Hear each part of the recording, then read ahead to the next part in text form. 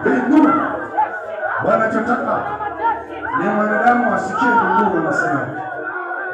Mbinguni unasemaje? Wewe sikia tu mbinguni unasemaje. Ukishasikia mbinguni, wao wamepanga kila kitu kwa ajili ya maisha ya wanadamu. Bwana, asante kwa kuwa umepanga katika mipangilio uliopanga ni pamoja na kumhudumia wanadamu. Kwa jina la Yesu, nguvu za Mungu zitashuka zimhudumie.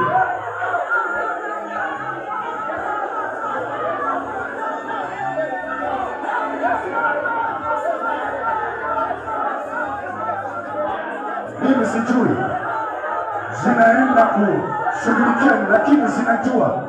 Mwenye nguvu anajua, lakini ana mpango wa kumhudumia.